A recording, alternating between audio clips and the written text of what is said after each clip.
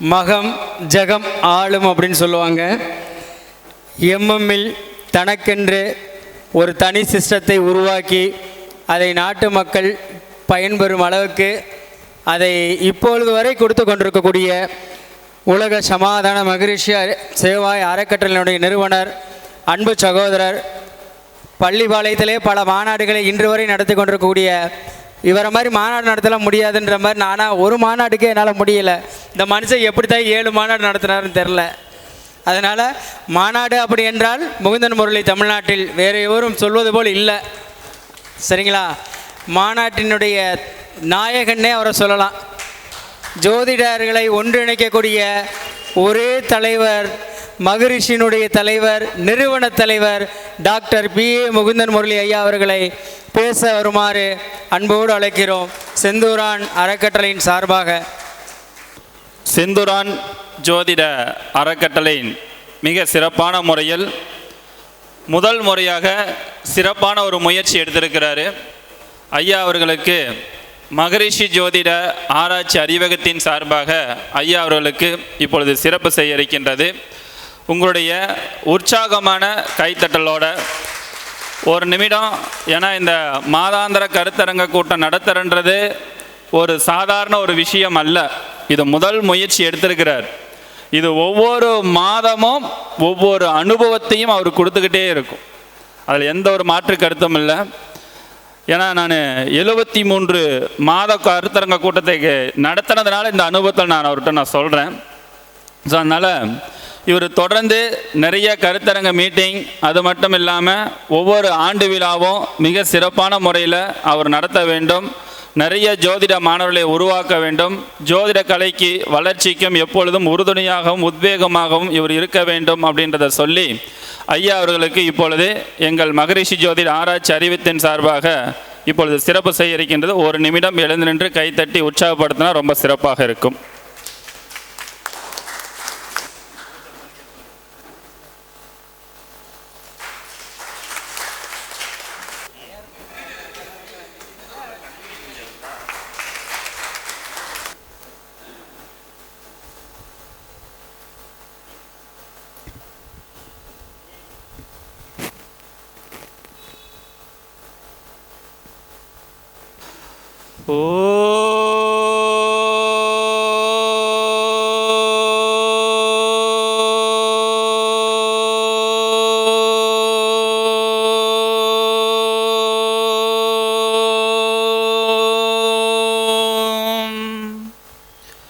அருட்பெருஞ்சோதி அருட்பெருஞ்சோதி தனி பெருங்கருணை அருட்பெருஞ்சோதி அருட்பெருஞ்சோதி அருட்பெருஞ்சோதி தனி பெருங்கருணை அருட்பெருஞ்சோதி துர்க்கை மகசக்தி லக்ஷ்மி மகசக்தி வாணி மகசக்தி அங்காளி மகாசக்தி அங்காளி மகாசக்தி.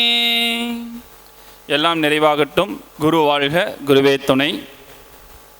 அனைவருக்கும் இனிய அன்பான ஒரு வணக்கத்தை தெரிவித்து கொண்டு இந்த அற்புதமான செந்தூரான் ஜோதிட அறக்கட்டளையின் சார்பாக முதல் கருத்தரங்க கூட்டத்திற்கு வருகை புரிந்திருக்கக்கூடிய அனைவருக்கும் மனமார்ந்த ஒரு வாழ்த்துக்களை தெரிவித்து கொண்டு இந்த அற்புதமான இந்த மேடையில் மருதமல குருஜி ஐயா அவர்கள், பொன்னியாசாமி ஐயா அவர்கள், திண்டுக்கல் சின்ராஜ் ஐயா அவர்கள் மற்றும் நட்சத்திர நாயகன் பாலமுருகன் ஐயா அவர்கள், இன்னும் மேடையில் வந்து நம்முடைய ஹைகிரிவர் பயிற்சி நிறுவனுடைய விஜய் ஐயா அவர்கள் மற்றும் நிதிஷ் ஐயா அவர்களும் இங்கெல்லாம் வருகை புரிந்திருக்கிறார்கள். இன்னும் கீழே நம்ம நாராயண ஐயா அவர்கள்லாம் நிறைய பேர் இன்னும் பேச இருக்கிறாங்க. அவர்களுக்கும் இந்த நேரத்தில் மனமார்ந்த ஒரு நன்றியும் வாழ்த்தையும் தெரிவித்து கொண்டு இந்த அற்புதமான இந்த காலகட்டங்களில் எல்லாத்துக்குமே ஏதாவது ஒரு கிரகங்கள் வந்து நீச்ச நிலையில் இருக்கும். இப்போ இந்த நீச்ச நிலையில் இருக்கக்கூடிய கிரகம் இருந்தால் நம்ம எந்த உணவை அதிகமாக எடுத்துக்கொண்டால் நம்முடைய உடலும் மனமும் ஆரோக்கியமாக இருக்கும். இது வரைக்கும் நான் எந்த மீட்டிங்கிலும் சொல்லாத தகவல் இந்த செந்தூரான் ஜோதிட அறக்கட்டளையில் இந்த தகவல் உங்களுக்கு சொல்லான்னு இருக்கிறேன். முதலில் வந்து சூரியன் உங்கள் ஜாதகத்தில் நீச்ச நிலையில் இருந்தால், சூரியன் நீச்ச நிலையில் இருந்துருச்சு அப்படின்னாவே வாரத்தில் குறைந்தது ஒரு 2 நாட்கள் அல்லது 3 நாட்களாக வில்வ இலை சாப்பிட்டுட்டு வர்றது ரொம்ப நல்லது. ஏன்னா ரொம்ப சிறப்பு வாய்ந்தது. நான் சொல்ல ஒவ்வொரு பரிகாரத்துக்கும் அந்த கிரகத்துக்கும் நெருங்கிய கனெக்ஷன் இருக்குது. அது நம்மளோட உடலுக்கும் மனவுக்கும் நெருங்கிய தொடர்பு இருக்குது. இது நல்லா ஆழ்ந்து சிந்திச்சிங்கன்னா தெரியும். ஒரு உதாரணத்துக்கு சூரியனுக்கு மட்டும் சொல்லிடுறேன். சூரியன்ன்றது வில்வ இலைக்கும் என்ன சம்பந்தம் இருக்குது? சூரியன் அப்படின்றது எப்பயுமே ஆதிக்கத்தை அதிகமாக இருக்கக்கூடிய சிவபெருமான் அப்படின்றத நம்ம சொல்லுவோம். சிவனுக்கு அர்ச்சனை செய்யக்கூடியது வில்வ இலை. அது மட்டும் இல்லை, நம்முடைய விந்தணுக்களுடைய உயிரணுக்களை உற்பத்தி செய்கிறது முதல் கடமை சூரிய பகவான் தான். அதனால தான் சூரியன் நீச்ச நிலையில் இருக்கிறவங்க நம்ம உடம்புக்குள்ளே இருக்கிற உயிரணுக்களை நல்ல பலமாக எடுக்க வேண்டும் அப்படின்றதுக்கோசரம் தான் இந்த வில்வ இலையை தொடர்ந்து வாரத்தில் ஒரு 2 நாட்கள் அல்லது 3 நாட்கள் சூரியன் நீச்சமானவங்க சாப்பிட்டுட்டு வந்தீங்கன்னா உங்களுடைய உடலும் மனமும் நல்ல ஒரு ஆரோக்கிய தன்மைகளை ஏற்படுத்தி கொடுக்கும். அதே போல் சந்திரன் நீச்ச நிலையில் இருந்துச்சு அப்படின்னா அவங்க வாரத்தில் குறைந்தது 3 நாட்கள் ரெகுலராக தயிர் சாப்பாடு எடுத்துக்கிறது ரொம்ப நல்லது. இதை நீங்கள் எடுத்துகிட்டு இருந்தீங்கன்னா உடலும் மனமும் நல்ல ஒரு ஆரோக்கியமான நிலைக்கு கொண்டு வந்து செல்லும். அதுக்கு அடுத்தது செவ்வாய் நீச்ச நிலையில் இருந்துச்சுன்னா உங்கள் ஜாதகத்தில் கண்டிப்பாக செவ்வாழை பழம் வாரத்தில் 3 நாட்களாக அல்லது டெய்லியுமே எடுத்துக்கொள்வது ரொம்ப சிறப்பு தன்மைகளை கொடுக்கும். இதை எடுத்துக்கிட்டிங்க அப்படின்னா உடலும் மனமும் நல்ல ஒரு ஆரோக்கிய தன்மைகளை உங்களுக்கு ஏற்படுத்தி கொடுக்கும். அடுத்ததாக புதன் நீச்ச நிலையில் இருந்ததுன்னா, புதன் நீச்ச நிலையில் இருந்ததுன்னா வாரத்தில் 3 நாட்கள் அல்லது 4 நாட்களாவது புதினா சட்னி அதிகமாக எடுத்துக்கொள்வது ரொம்ப நல்லது. குரு பகவான் நீச்ச நிலையில் இருந்ததுன்னா சுண்டல் அதிகமாக எடுத்துக்கொள்ள வேண்டும். அடுத்தது சுக்கிரன்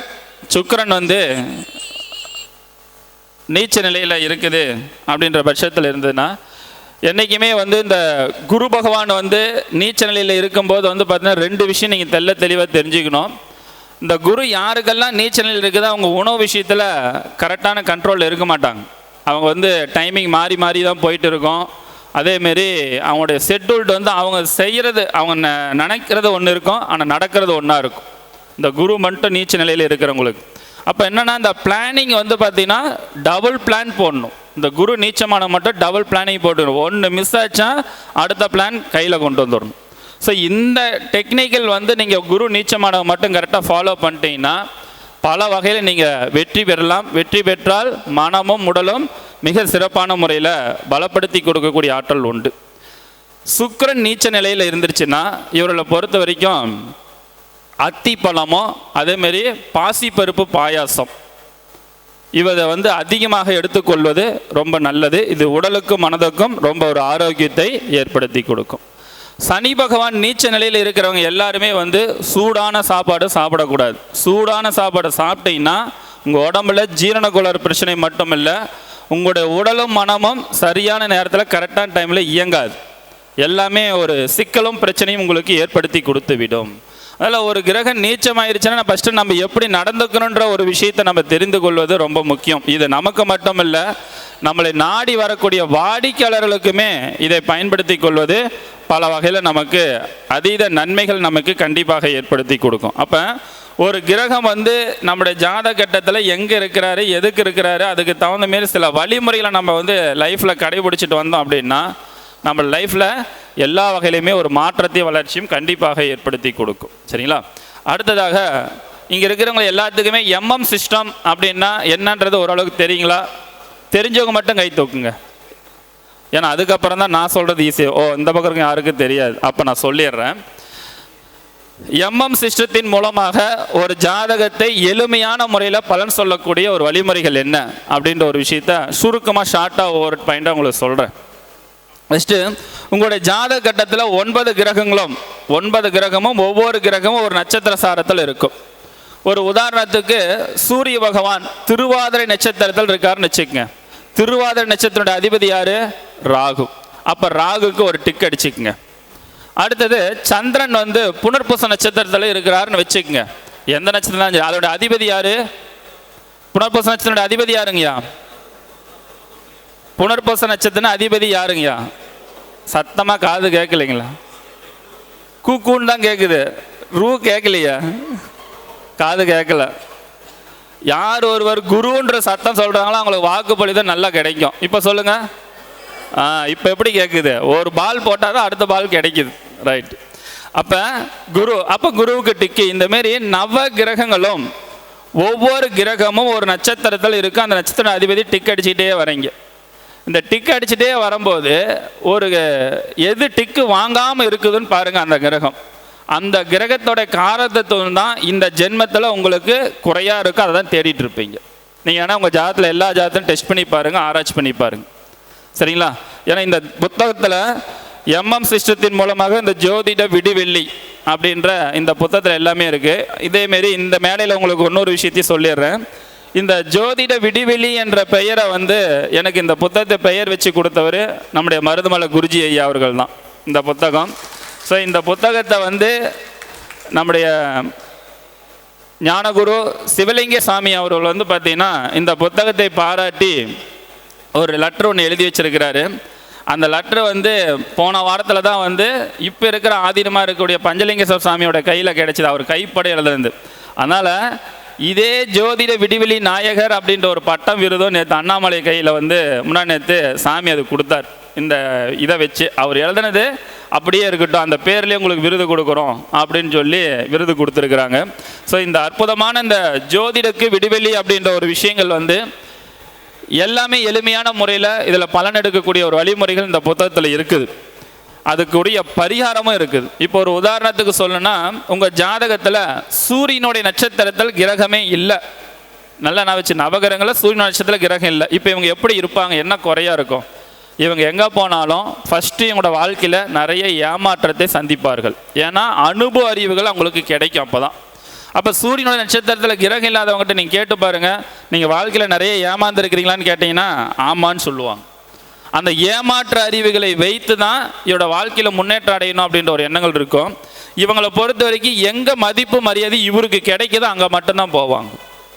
அப்போ தலைமை பொறுப்பு சூரியனோட நட்சத்திரத்தில் கிரகம் இல்லாமல் யாரெல்லாம் தலைமை பொறுப்பில் இருக்கிறாங்களோ அவங்களுக்கு எல்லாத்துக்குமே ஒரு கெட்ட பேரும் அவப்பேரும் அவமானமும் ஒன்று தொடர்ந்து கொடுத்துக்கிட்டே தான் இருக்கும். அப்போ தலைமை பொறுப்புக்கு நம்ம போகலாமா வேண்டாமான்னு ஒரு முடிவு பண்ணுறதுக்கு உங்களுடைய ஜாதக கட்டத்தில் சூரியன் ஆட்சி உச்சம் அல்லது சூரியன் நட்சத்திரத்தில் கிரகம் இருக்கணும். இருந்தால் பர்ஃபெக்ட், கரெக்டாக கொண்டு போக முடியும். இல்லைன்னா ஒரு குறையும் ஒரு கஷ்டத்தையும் துன்பத்தோடு தான் அனுபவித்து கொண்டு செல்ல வேண்டும். அடுத்ததாக சந்திரனுடைய நட்சத்திரத்தில் கிரகம் இல்லை. இப்படி இல்லை அப்படின்னா அவங்க மனசு ஒரு நிலையிலே இருக்காது. இந்த சந்திரனோட நட்சத்திரத்தில் கிரகம் இல்லாதவங்க எல்லாருமே யாருக்கிட்ட உண்மையான அன்பு பாசம் செலுத்துறீங்களோ அவங்ககிட்டேருந்து உண்மையான அன்பு பாசம் அரவணைப்பு உங்களுக்கு கிடைக்காது. அப்போ அன்பு பாசத்தில் ஏமாற்றம் கன்ஃபார்ம். மனசில் ஒரு நிலையில் இருக்காது. காலையில் இருக்கிற மனநிலை மத்தியானம் ஒரு இருக்காது, மத்தியானம் இருக்கிறதுல இரவு நேரத்தில் இருக்காது. இந்தமாரி மனசு குழப்பமாகவே ஓடிட்டு இருக்கும் சந்திரனோட. ஏன்னா சந்திரன்றது மனோகாரகன். அப்போ மனம் தெளிவில்லைன்னு அர்த்தம். அப்போ சூரியனோட நட்சத்திரத்தில் கிரகம் இல்லாதவங்க என்ன பண்ணுவாங்க, அப்பா பாசத்துக்கு இயங்குவாங்க. சந்திரன் நட்சத்திரத்துக்கு கிரகம் இல்லாதவங்க அம்மா பாசத்துக்கு மட்டும் இல்லை, டோட்டல் அன்பு பாசத்துக்கு இயங்கிட்டு இருப்பாங்க. எங்கேயுமே முழுமையாக கிடைக்காது, திருப்தி இருக்காது. அடுத்தது செவ்வாயினுடைய நட்சத்திரத்தில் கிரகம் இல்லாதவர்கள், இவர்களை பொறுத்த வரைக்கும் பூமி மனை இடம் சம்பந்தப்பட்ட விஷயத்தில் அவங்களுக்கு ஒரு திருப்தியே அடையாது, நிறைவாகவே இருக்காது. அவங்க பேர் அவ்வளோ சீக்கிரம் கிரையமாகாது. அப்படியே கிரையமான அடமானது போகும். அடமானது போனால் அதை கடன் அடைக்கிறது ரொம்ப போராட்டத்தை கொடுக்கும். அப்போ பூமி மனை இடம் சம்மந்தப்பட்ட விஷயங்கள் கிரையமானதுன்னா உங்கள் ஜாதகத்தில் அது எந்த கிரகம் வேணாலும் இருந்துட்டு போட்டு, எந்த கிரக ராகு செவ்வாய் நட்சத்திரத்தில் இருந்தாலும் பரவாயில்ல, ஒன்றும் பிரச்சனை இல்லை. ஆனால் செவ்வாய் டிக்கு வாங்கிருச்சு அப்படின்னா உங்களுக்கு ரொம்ப சூப்பர். உடன் பிறந்த சகோதர சகோதரிகளும் நல்ல நிலைமையில் இருப்பாங்க. பெண் ஜாதகத்தில் என்றைக்குமே செவ்வாயினுடைய நட்சத்திரத்தில் கிரகம் இல்லைன்னா அவங்க காதல் திருமணம் செய்தார்கள் என்றால் அவர்கள் தேர்ந்தெடுக்கப்பட்ட கணவர் நிறைவாக இருக்க மாட்டார். நீங்கள் எத்தனை ஜாதகத்தை வேணாலும் எடுத்து பாருங்கள் உங்களோட ஆராய்ச்சியில். அப்போ செவ்வாயினுடைய நட்சத்திரத்தில் ஒரு பெண் ஜாதகத்தில் இருந்தால் காதல் திருமணம் திருப்தி இருக்காது. அதேமாரி மேரேஜி ஒரு சிலருக்கு லேட்டாக தான் நடக்கும். செவ்வாய் நட்சத்திரத்தில் கிரகம் இல்லாத பெண்ணுடைய ஜாதகத்தில். அப்போ அவங்க விருப்பப்பட்டு மேரேஜ் பண்ணுறதை தவிர்த்து கொள்வது, வீட்டில் பார்த்து கல்யாணம் பண்ணுறதை பண்ணால் ஓரளவுக்கு அட்ஜஸ்ட் பண்ணி வாழ்க்கையே பயணிக்கலாம். அதாவது கணவர்கிட்டருந்து உண்மையான அன்பு பாசம் அவங்களுக்கு முழுமையாக கிடைக்காது. அடுத்ததாக புதனுடைய நட்சத்திரத்தில் கிரகம் இல்லாதவர்கள், இவர்களை பொறுத்த வரைக்கும் கொஞ்சம் அசால்ட்டு குணம் ரொம்ப அதிகமாக இருக்கும். புதனோட நட்சத்திரத்தில் இல்லாதவங்க அசால்ட்டு குணம், கவனக்குறைவு, ஞாபக மறதி இதெல்லாம் இருக்கும். அவங்க என்ன படிச்சிருந்தாலும் சரி, படித்த படிப்புக்கு அவனுக்கு அதே சம்மந்தப்பட்ட வேலை வாய்ப்பு கிடைக்காது.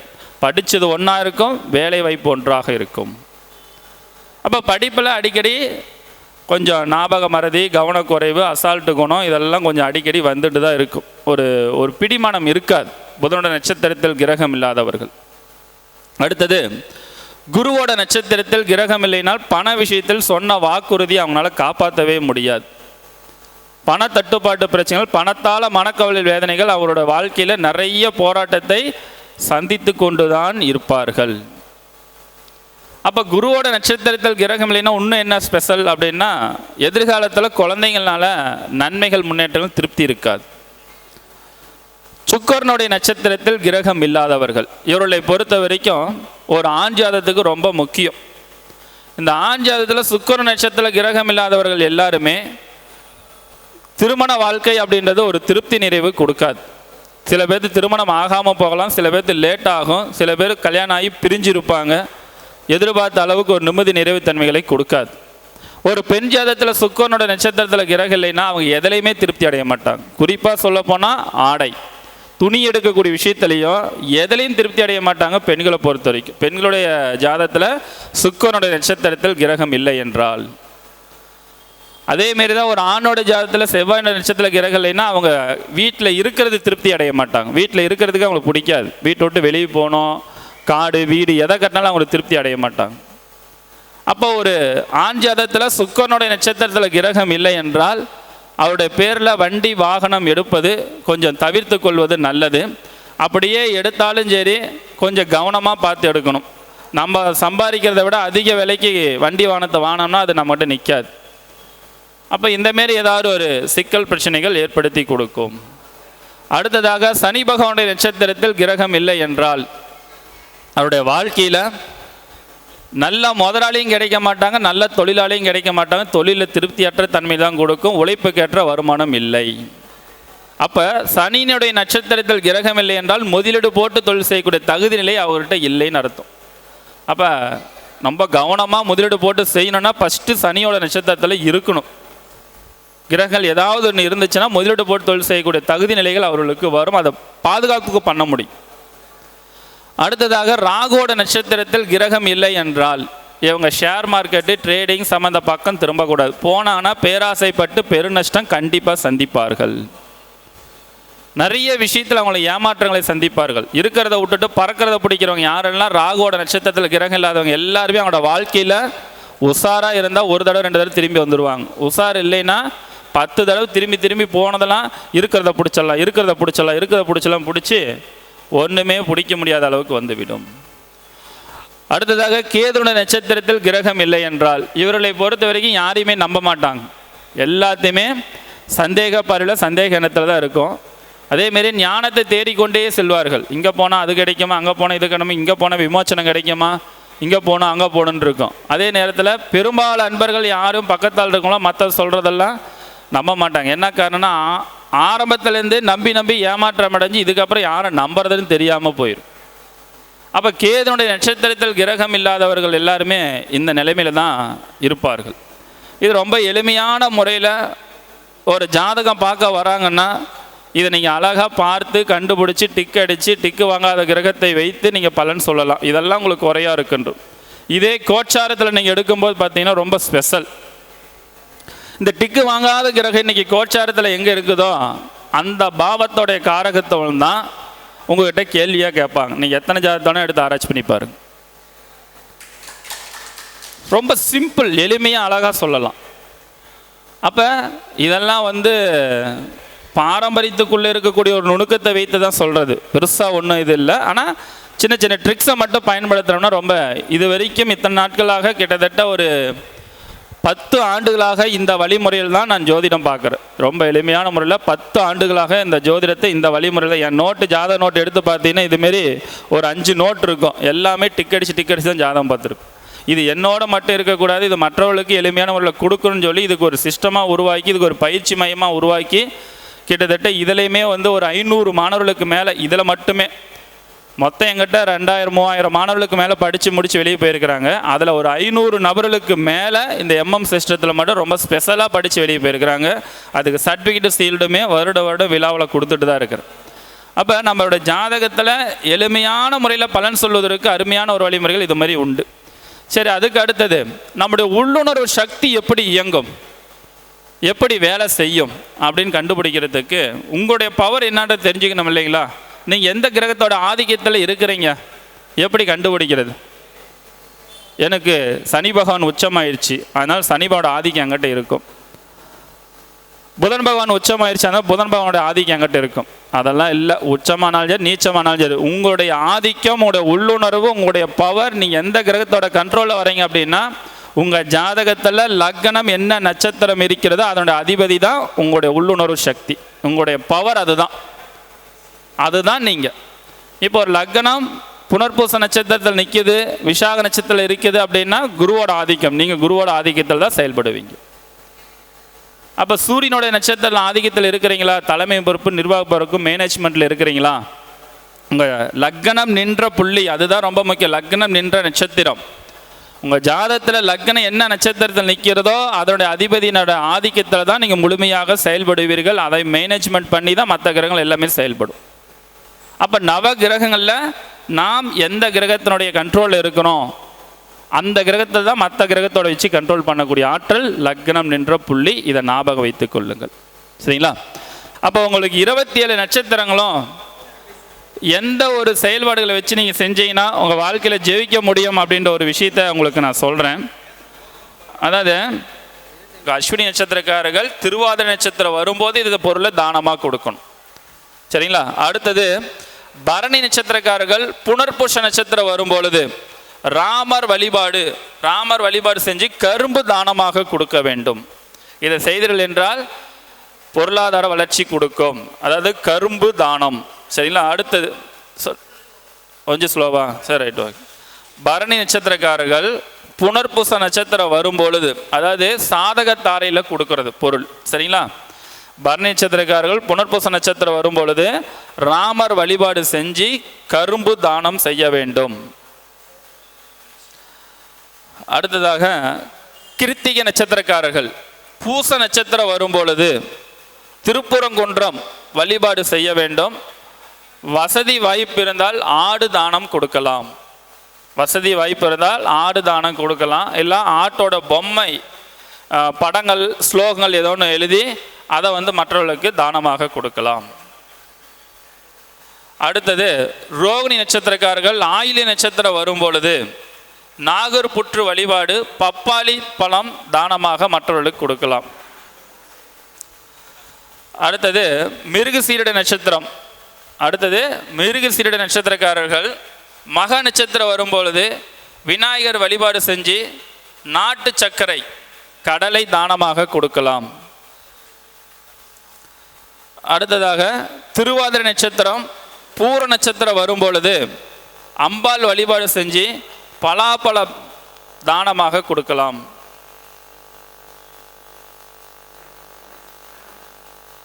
அடுத்தது புனர்பூச நட்சத்திரக்காரர்கள் உத்திர நட்சத்திரம் வரும்பொழுது மாதேஸ்வரன் மலை வழிபாடு செஞ்சு தயிர் அரிசி கஞ்சி தானம் செய்யலாம். தயிர் அரிசி கஞ்சி இருக்கு இல்லைங்களா, அதை செஞ்சு மற்றவர்களுக்கு தானமாக கொடுக்கலாம். அடுத்தது பூச நட்சத்திரக்காரர்கள் அஸ்த நட்சத்திரம் வரும்பொழுது அம்மன் வழிபாடு செஞ்சு கோதுமை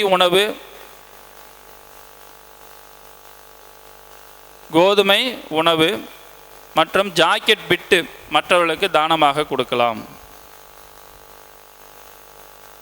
அடுத்தது ஆயிலி நட்சத்திரக்காரர்கள் சித்திரை நட்சத்திரம் வரும்பொழுது முருகன் சிவன் வழிபாடு செஞ்சு புலி சாதம் தானமாக கொடுக்க வேண்டும்.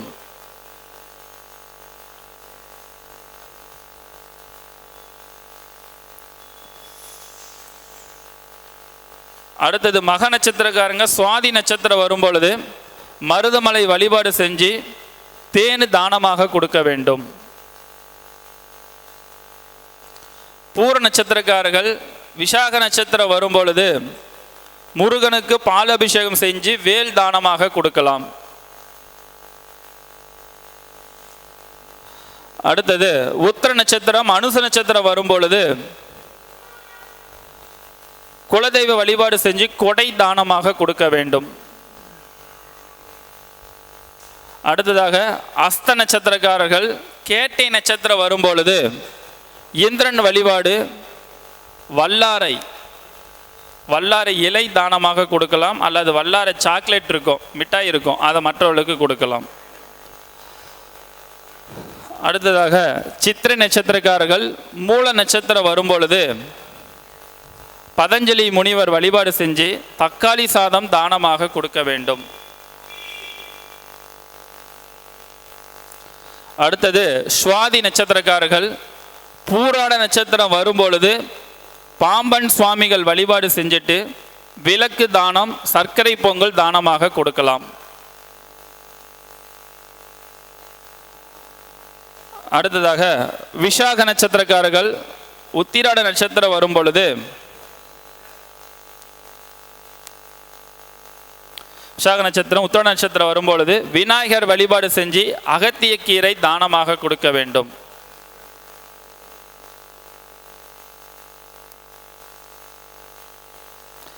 அனுச நட்சத்திரக்காரர்கள் திருவோண நட்சத்திரம் வரும்பொழுது ஸ்ரீரங்க பெருமாள் வழிபாடு செஞ்சு ஏதாவது ஒரு சாப்பாடு அன்னதானமாக செய்ய வேண்டும்.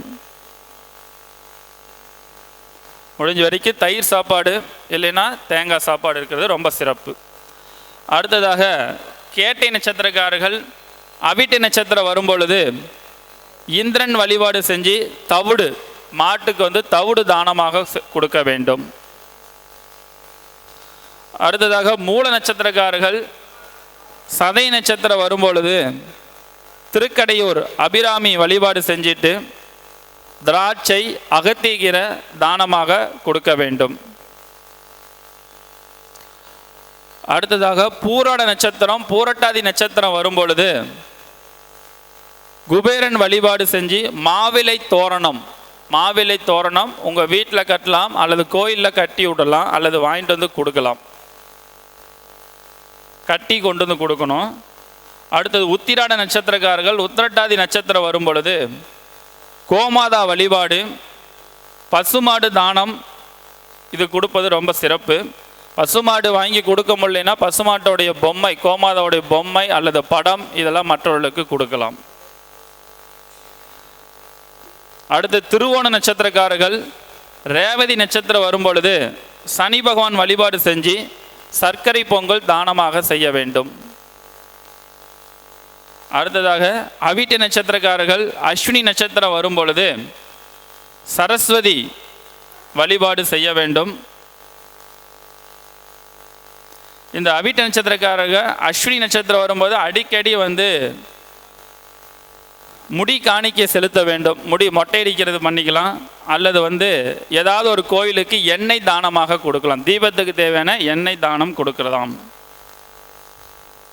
அடுத்ததாக சதை நட்சத்திரக்காரர்கள் பரணி நட்சத்திரம் வரும் காலகட்டங்களில் மாரியம்மன் கோவில் வழிபாடு செய்துவிட்டு பழனி முருகன் கோவிலுடைய வழிபாடும் செய்யலாம். செய்துட்டு நெல்லிக்காய் தானமாக கொடுக்க வேண்டும், அல்லது ஊறுகாய் நெல்லிக்காய் ஊறுகாயும் மற்றவர்களுக்கு தானமாக கொடுக்கலாம். அடுத்ததாக பூரட்டாதி நட்சத்திரக்காரர்கள்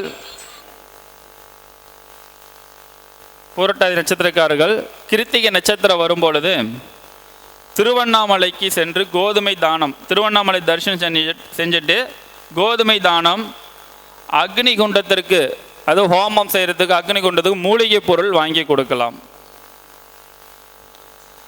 அடுத்ததாக உத்திரட்டாதி நட்சத்திரக்காரர்கள் ரோனி நட்சத்திரம் வரும்பொழுது திருவனைக்காவல் ஜம்புலிங்கேஸ்வரர் கோயிலுடைய வழிபாடு செஞ்சுட்டு கண்ணாடி வண்டிக்கு போகும்போது கண்ணாடியில் வயசானவங்களுக்கு கண்ணாடி கூட வாங்கி கொடுக்கலாம். ரேவதி நட்சத்திரக்காரர்கள் மிருகசீரட நட்சத்திரம் வரும்பொழுது பெண் கடவுள் வழிபாடு செஞ்சு பச்சரிசி மாவு தானமாக கொடுக்கலாம், தென்னை மரக்கன்று மற்றவர்களுக்கு கொடுக்கலாம், தேங்காயும் கோவிலுக்கு தானமாக கொடுக்கலாம்.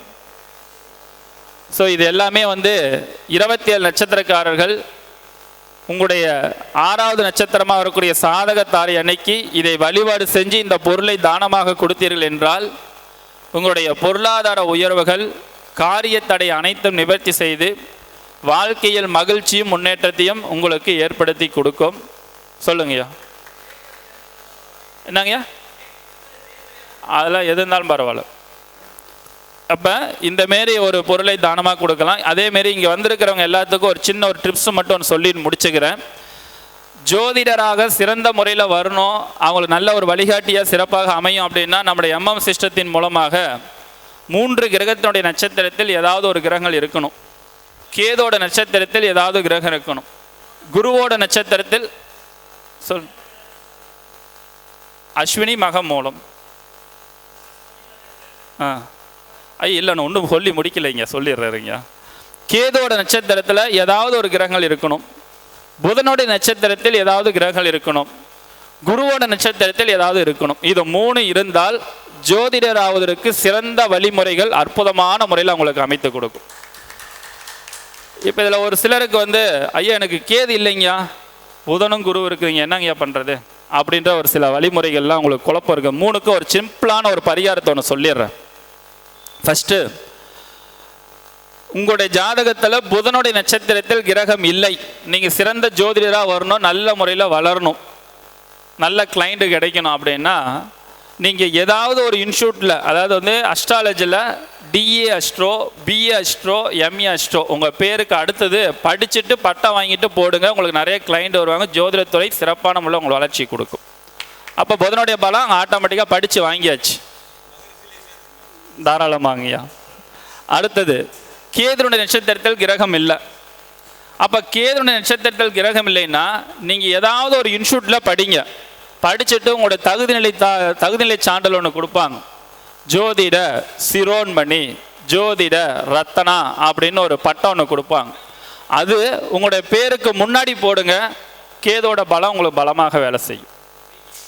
அடுத்தது, குருவோட நட்சத்திரத்தில் கிரகம் இல்லை, ஆனால் சிறப்பான முறையில் வரணும் ஜோதிடத்தில். அவங்களாம் உங்களுக்கு சொல்லி கொடுத்த குருநாதருடைய பேரை சொல்லி இன்னார் சிசியன்னு சொல்லுங்க. மருதமலை குருஜி சிசியனுடைய நான் அப்படின்னு சொல்லி அந்த பேரை சொல்லுங்க. பொன்னியாசாமி ஐயோட குருநாதர், என்னுடைய குருநாதர் பொன்னியாசாமி ஐயா அவர்கள், அவருடைய சிசியன் நான் தான் அப்படின்னு பேரை சொன்னீங்கன்னா குருவோட ஆதிக்கம் ஆட்டோமேட்டிக்காக உங்களுக்கு வந்துடும். சரி, என்கிட்ட 10 குருமார்கள் இருக்கிறாங்கய்யா, ஒருத்தர் சொல்லி ஒருத்தர் சொன்னால் கோச்சிக்குவாங்களாங்க, என்னங்கய்யா பண்ணுறது? ஒரே சிம்பிள் தாரக மந்திரம், குரு வாழ்க குருவே துணை சொல்லிட்டு ஜாதகம் பார்க்க ஆரம்பிங்க, தானாக வரும் உங்களுக்கு. சரிங்களா? அப்போ நிறைய பேர் இதெல்லாம் கரெக்டாக ஃபாலோ பண்ணிட்டு உங்களுக்கு கிளைண்ட் வரல, கூட்டம் வரலைங்கய்யா, என்னங்கய்யா பண்ணுறது? நானும் நல்ல திறமையாக தான் பார்க்குறேன், திடீர்னு பார்த்தா ஒரு வாரம் வருது, திடீர்னு பார்த்தா ஒரு வாரம் நான் தான் விசிறிக்கிட்டு உக்காண்ட்ருக்கிறேன். இப்படிலாம் உங்களுக்கு ஒரு சூழ்நிலை வந்துச்சுன்னா உங்களுக்கு யார் பிடிச்சிருக்குதோ அந்த குருமாரை வியாழக்கிழமை நாளில் அவர்கிட்ட, அவர் எந்த ஆஃபீஸில் ஜாதகமே பார்த்துட்டு இருந்தாலும் சரி, இல்லை எந்த ஊரில் இருக்காருன்னு சரி, ஃபோன் பண்ணி கேட்டு ஐயா உங்களை நான் பார்க்க வரேங்க அப்படின்னு சொல்லிவிட்டு, ஒன்று வியாழக்கிழமை இல்லை பௌர்ணமி, இந்த 2 நாளில் ஏதாவது ஒரு நாளில் குருநாதரை போய் பார்த்துட்டு ஒரு மாலை போட்டு ஒரு பொன்னாடை போட்டுட்டு பல வகையில் வாங்கி கொடுத்துட்டு காலை தொட்டு கும்பிட்டு குறைஞ்சது ஒரு 3/4 மணி நேரம் சும்மா ஏதாவது அரட்டை நாயம் கூட பேசிட்டு வாங்க. குருவினுடைய பார்வை நம்ம கிடைக்கும். நம்ம அலுவலகத்தை வந்தோடனையும் அவருடைய பார்வை பரிபூர்ணமாக கிடைச்சோம்னா கிளைண்ட் ஆட்டோமேட்டிக்காக வர ஆரம்பிச்சிருவாங்க. சரி, இதெல்லாம் சின்ன சின்ன ட்ரிக்ஸாக நீங்கள் ஃபாலோ பண்ணி பாருங்கள். உங்கள் வாழ்க்கையில் நிறைய ஒரு உயர்நிலை அடைய முடியும். அதேமாரி நம்முடைய பிரகாஷ் ஐயா பற்றி ஒரு சின்ன ஒரு நிமிடத்தை மட்டும் பேசி முடிச்சுக்கிறேன். நம்முடைய டாக்டர் பிரகாஷ் ஐயா அவர்கள் பார்த்திங்கன்னா ஜோதிடத்துறையில் குறுகிய கால ஒரு அனுபவம் தான்.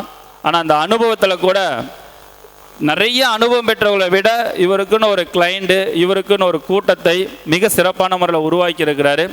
முதல் முறையாக அவர் பேசிய மேடை மகரிஷி ஜோதிட ஆராய்ச்சியத்தில் தான் முதல் பேச்ச மேடையாக அவர் பேசினார். ஸோ அதை பேசினதுக்கப்புறம் அந்த வீடியோவும் நல்லா பயங்கரமாக போச்சு. அதுக்கப்புறம் எந்த மேடையில் பேசினாலும் அவருக்குன்னு ஒரு ஃபேன்ஸ், அவருக்குன்னு ஒரு கூட்டத்தை நல்ல முறையில் அற்புதமான முறையில் கொண்டு வந்துட்டுருக்கிறாரு. ஸோ அவருடைய வார்த்தையும் வாக்கும் இன்னும் நல்ல முறையில் சிறப்பான முறையில் வரும். அதில் எந்த ஒரு மாற்று கருத்தும் இல்லை. பல இன்னல்களுக்கும் பல சிக்கலுக்கும் பல பிரச்சனைக்கும் இடையிலும் மிக சிறப்பான முறையில் சிறப்பு செய்து கொண்டு இன்னைக்கு வரைக்கும் பணிகள் சிறப்பாக செய்து கொண்டு இருக்கின்றார். அவர் செய்யக்கூடிய ஒவ்வொரு நிகழ்வுகளிலுமே என்னுடைய பங்களிப்பும் மிக முக்கிய பங்களிப்பாக இருக்கும். அவருடைய வளர்ச்சிக்கு எப்பொழுதும் மகரிஷி ஜோதிட ஆராய்ச்சி அறிவகம் உறுதுணையாக இருந்து மேலும் மேலும் இன்னும் உயர்ந்த நிலை அடைய வேண்டும். பல கருத்தரங்கங்கள் பல ஊர்களில் நடந்து பல பேரும் புகழோடு பெற்று இன்னும் குறுகிய காலத்தில் அப்பா என்ற ஒரு பதவி உயர்வு அவருக்கு கிடைக்க வேண்டும் என்று பரிபூர்ணமான ஒரு வாழ்த்துக்களை தெரிவித்து கொண்டு இதுவரைக்கும் பொறுமையாக என்னை கேட்டறிந்த என்னுடைய சொற்பொழிவுக்கு மனமார்ந்த உங்களுக்கு ஒரு நன்றியை தெரிவித்துக் கொள்கின்றேன். எல்லாம் நிறைவாகட்டும். வாழ்க வளமுடன். தமிழ்நாட்டில் எல்லா இடங்கள்லையும் இந்த மாதிரியான ஜோதிட கருத்தரங்கம் மாநாடு இப்போ எல்லா இடத்துலையும் நடக்க ஆரம்பிச்சிருச்சு. இப்போ ஒரு காலகட்டத்தில் நாங்கள்லாம் இருக்கும்போது நான்லாம் 98லேருந்து 2005 வரைக்கும் பெரிய மாநாடு, அதெல்லாம் நினச்சி பார்க்க முடியாத மாநாடு, ஒரு இன்ஸ்பிரேஷன். இன்றைக்கி தமிழ்நாட்டில் நடக்கக்கூடிய அத்தனை மாநாடுகளுக்கும் கருத்தரங்கத்துக்கும் முதன்மையாக அவங்களுக்கு ஒரு வழிகாட்டியாக இருந்தது யாருன்னா மீனாட்சி முனியத்தில் அடியன் தான். ஏன்னா அப்போ இருந்து நடத்துகிறோம். பொருட்செலவெல்லாம் நான் பார்க்கல. இப்போ நம்ம முகுந்தன் இருக்காரு, இவர் ஏதாவது ஆதாயம் தேடி இந்த மாநாட்டு நடத்துகிறாரா? கிடையாது.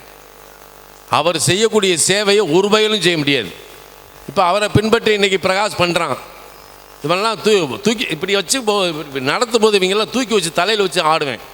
இன்றைக்கி தமிழ்நாடு அளவில் ஒரு ஸ்டாண்டர்டாக ஒரு மாநாடு நடத்தணும் அப்படின்னா அது யார் அப்படின்னா சரி, சாட்சாத் முகுந்தன் முரளி தான். இன்றைக்கி தமிழ்நாட்டில் எடுத்துக்கிட்டோம்னாலும் சரி.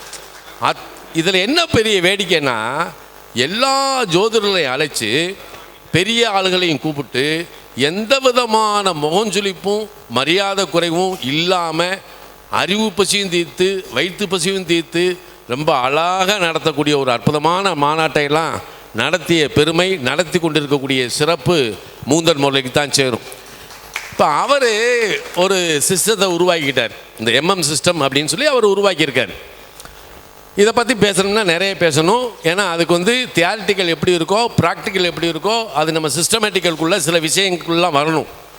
இப்போ இவர் சொல்கிறதுல வேறு எந்த விஷயத்துக்கும் போக முடியல. நீங்கள் நடக்கக்கூடிய தசாபுத்தி அந்தரத்தையெல்லாம் நீங்கள் போட்டு பலன் அதிலேயே சொல்லிடலாம். ஆனால் அவர் என்ன சொல்கிறாரு, எந்த நட்சத்திரத்தில் கிரகம் இல்லையோ அந்த கிரக நட்சத்திரத்தினுடைய கர்மாவை தான் இவங்க வாங்கி வந்திருக்கிறாங்கன்னு ஒரு வார்த்தை சொன்னார். அப்போ அதை நீங்கள் ஆய்வு பண்ணி பாருங்கள். அதுக்குள்ளே பல விஷயங்கள் இருக்குது. ஏன்னா அவர் கும்பிட்ற சாமி, அவருக்கு உபதேசம் பண்ண குருநாதருடைய அனுக்கிரகத்தில் அவர் ஒரு விஷயத்தை கண்டு எடுத்திருக்கிறார் இல்லையா, அது பாராட்டுக்குரியது. இன்றைக்கி முகுந்தன் முரளியெல்லாம் நான் ரொம்ப வாழ்த்துறதுக்கு காரணம் என்ன அப்படின்னா சரி, இப்படி ஒரு ஆள் நமக்கு கிடைக்கவே கிடைக்காது. என்ன சான்றோர்கள் சபையில் எவ்வளவு வாழ்த்தினாலும் தகும், அந்த வாழ்த்தை இப்போ பிரகாஷ் கொடுப்பான். முகுந்தன் முரளி ஒன்றும் புதிய முகம் கிடையாது. நான் ஒன்றும் அறிமுகமே செய்ய வேண்டியதில்லை. பூக்கடைக்கு விளம்பரம் தேவையில்லைன்னு வாங்க ரைட்டா. அது ஏற்கனவே பூ மார்க்கெட்டு, அதுக்கு என்னத்துக்கு விளம்பரம், அதெல்லாம் மேட்ரு இல்லை. இப்போ இன்னொரு மேட்ரு சொல்கிறேன் பாருங்கள்.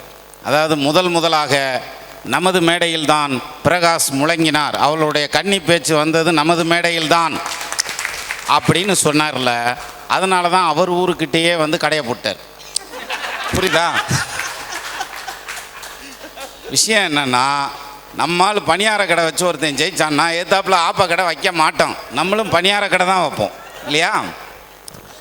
ஆனால் இன்னொரு விஷயம் பாருங்கள், ஆப்போசிட்டில் ஒரு பணியார கடை திறந்துருக்கான் அப்படின்னா இந்த ஓனர் அதை வாழ்த்துறாரு பாருங்கள். இது வேறு எந்த துறையிலையும் பார்க்க முடியாது. நீங்கள் சரியா, சோசிய துறையில் மட்டும்தான் பார்க்க முடியும். அதே மாதிரி நம்ம ஆளுக சண்டை போட்டாங்கன்னு வச்சுங்களேன், வேற எங்கேயும் நீ பார்க்க முடியாது, அவ்வளோ வலுவாக சண்டை ஓடுவான். சரியா, எது வச்சாலும் எக்ஸ்ட்ரீம் தான். ஒன்றும் அந்த பக்கம் போனால் சனி வரைக்கும் போயிடுவான், இந்த பக்கம் போனால் சூரியன் வரைக்கும் போயிடுவான்னுவாங்கல்ல, அதுமாரி இன்றைக்கி ஜோதிட மாநாடுகள் கூட்டங்கள் எல்லாம் நடக்குது அப்படின்னா பிரகாஷ் அவருடைய பட்டறையிலேருந்து வெளியில் பண்ணுறாருங்கிறது ஒரு பக்கம் இருக்கட்டும். நான் முகுந்தன் முரளிகிட்ட சும்மா பேசிகிட்டு இருக்கல சொல்லுவேன், நீ உன்னுடைய மாநாடு அந்த கூட்டம் ஸ்டைலில் ஜெராக்ஸ் எடுத்து பூரா பக்கமும் நடக்குதியா, எல்லாத்தையும் ஜெராக்ஸ் போட்டு கொடுத்து விட்டப்பா அப்படின்னு தான் சொல்லுவேன் நான். ஏன்னா அத்தனை ஜெராக்ஸு அவ்வளோ நடக்குது, எல்லாமே அதே டைப்பு. இப்போ நம்ம வீட்டில் பார்த்தீங்கன்னா இந்த இப்போ உருமா கட்டி விட்டார் பற்றியெல்லாம் அது மாதிரி 10 வச்சுருக்கேன் நான். அதை என்ன செய்கிறேன்னு தெரில, நான் கட்டிக்கிட்டு வெளியிலையும் போக முடியாது, கோமாளி மாதிரிலாம் இருக்கும், சபையில் அது கௌரவமாக இருக்கும். இதை நம்ம கொண்டு போய் இன்னொருத்தருக்கு கட்டுறது மரியாதையாகவும் இருக்காதுல்ல. நான் அவர்கிட்டயே கேட்டேன், இதை வச்சு என்ன செய்கிறதுங்க அப்படின்னு. நீங்கள் அப்படியே வச்சுருங்க அப்படின்னாரு. எதில் வைக்கிறது, நிறைய கொடுத்துட்டார். அதே மாதிரி ஸ்டூடெண்ட்ஸை பார்த்திங்கன்னா வெளிநாடுகளில் எல்லாம் அவருக்கு ஸ்டூடெண்ட்ஸு ஆயிரக்கணக்கான ஸ்டூடெண்ட்ஸு, ஆள் பார்க்கத்தே எத்தணுண்டா இருப்பாப்புல. நீங்கள் ஐயப்பன் கோயில் போனீங்கன்னா சாமி சில சின்னோண்டாத்தான் இருக்கேன், ஆனால் வர்றது சிங்கப்பூர்லேருந்து இருமுடி கட்டிட்டு வருவாங்க, ரைட்டா? அது மாதிரி பார்க்குறதுக்கு தான் சித்துவட்டாக இருப்பாப்புலையே தவிர எனக்கு தெரிஞ்சு, அதாவது மனம் ஒன்று செயல் ஒன்றுமா இல்லாமல் ரெண்டும் இணைஞ்சு போகிறதுங்கிறது ஒரு சிலரால் முடியும். அதில் ஒருத்தர் தான் முரளி. ஸோ அந்த வகையில் அவரும் அவருடைய குடும்பமும் பல பேர்த்துக்கு வழிகாட்டியாக இருக்காங்க. மூந்தனை பற்றி நிறையா சொல்லிகிட்டே போகலாம். அதனால் அதுவும் இன்னும் இவர் மகாநாட்டுக்கு போனோம்னா ரொம்ப பிரமாதமாக இருக்கேன். வருஷம் நம்ம கல்யாணம் பண்ண மாதிரியே இருக்கும். இந்த கல்யாணத்தப்போ என்ன பண்ணுவாங்கன்னா, மாப்பிள்ளையை கூப்பிட்டு வருவாங்கள்ல, மாலையை போட்டு கிடா வெட்டுறதுக்கு கூப்பிட்டு வருவாங்க வருங்க, அது மாதிரி அப்படியே கூப்பிட்டு வருவாங்கல்ல. அதே மாதிரி அங்கே வந்து அந்த கேட்டுக்கிட்ட நின்று மாலையை போட்டு பூர்ண கும்பத்தை கையில் கொடுத்து மேலே தாளமெல்லாம் முழங்கி அப்படியே வருவாங்க. இவர் பண்ணாது ஒன்று எனக்கு முன்னால் ஆட்டை மட்டும் போடலை. இந்த எங்கள் ஊர்லெல்லாம் டான்ஸ் ஆடிக்கிட்டே தான் வருவாங்க. இங்கே வந்து அந்த டான்ஸ் மட்டும்தான் இல்லையே தவிர பாக்கி எல்லாம் பண்ணி கூப்பிட்டு வந்துடுவார். நிஜமாலுமே எனக்கு வெக்கமாக போச்சு. அப்போ தான் என்ன பண்ணேன், வேணாம்யா, என்னைய விட்டுறியா, நான் பாவம்யா, நீ பேசாம இரு, ஓம் பெருமை உனக்கு தெரியாது. இப்படி உசுப்பேத்தியே உடம்பு ரணகலம் பண்ணிட்டாங்க அப்படின்ற மாதிரி அப்படி இருந்து நான் என்ன பண்ணேன், போன தடவையா அதுக்கு முந்தின தடவைன்னு நினைக்கிறேன், போன தடவை தான் அழுங்காமல் வந்து பின்கட்டில் கூடி வந்து டபால்னு வந்து மேடையில் ஏறிட்டேன்.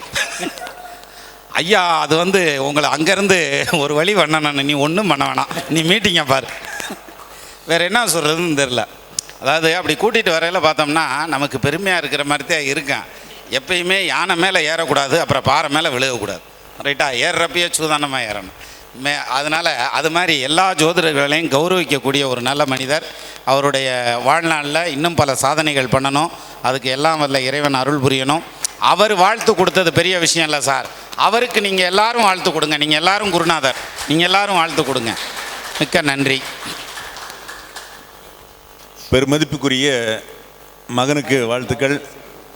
அதாவது ஒரு எல்லாருமே ஒரு பக்கம் யாரை தேடி வருவாங்கன்னா, வண்டி எங்கே போகும் அப்படின்னா மலர் இருக்கிற இடத்துக்கு தான் போகும்.